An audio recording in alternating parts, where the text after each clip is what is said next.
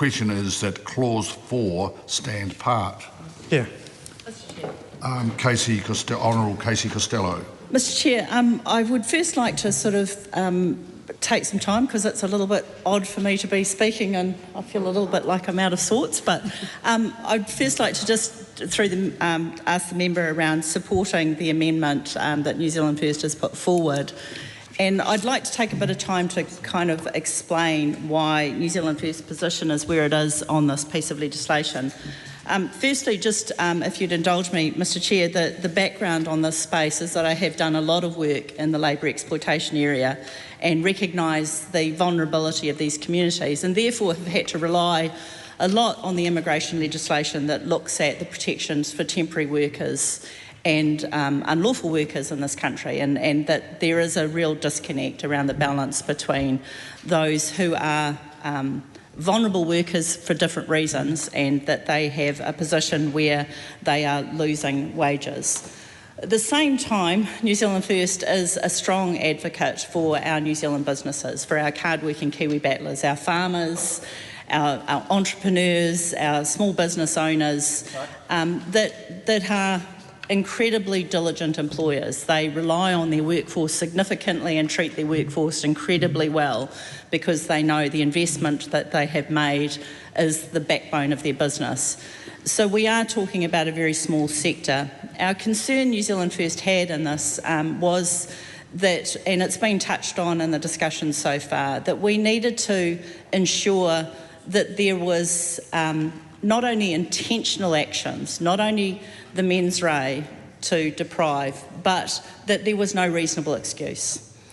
And that will capture, I think, a lot of the concerns that's been raised in the House today, is that if there's a payroll glitch, if there is a delayed timesheet, if there is a dispute over a timesheet, if there is a cash flow issue, all of those factors that would generate a reasonable excuse would ensure that this component of legislation is really focused on those who we are targeting, not the hard-working Kiwi battlers that we know contribute so much to the backbone of our economy, but to those who maliciously and intentionally seek to use their power control of vulnerable workers and not pay them. And I know we've talked a lot in this House, and if you'll indulge me to explain further why this is an issue, we've talked a lot about the personal grievance model and the opportunities. The challenge with the personal grievance model is, yes, we can go through the employment process, but when we're dealing with employers who are intentionally intending to deprive workers, the grievance process is seldom used, and if it is used, there is no recourse or exposure to the employer regarding their reputation. And brand reputation is a significant issue. That when there is a company that is held accountable for something as serious as a crime, then there will be a change in mindset. There won't be an invisibility about this process. So I think it's important to get some context, and the reason New Zealand First is speaking on this legislation is because we recognise that just as we have hard-working Kiwi businesses, we have hard-working employees who, on occasion, can be victimised because of that power imbalance. And I think it's important to recognise that when we talk about without reasonable excuse, when we're talking about this, the protections that we've expressed and concerns in this House about the onerous conditions, there are no onerous conditions. Most of our employers are doing exactly what they do, and there's no additional conditions coming from this legislation. They pay their staff, they make sure their duty of care to their employees is met.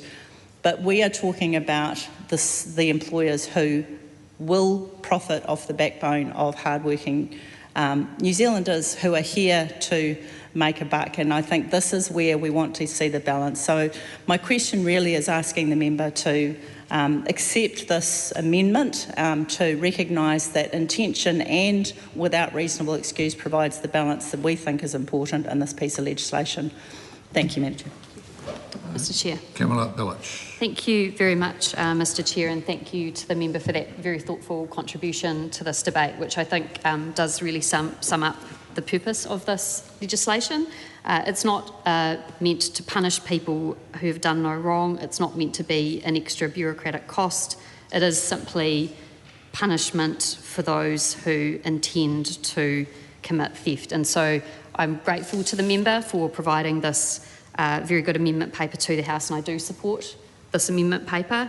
I think that it, in both of its major changes, really adds a clarity to the bill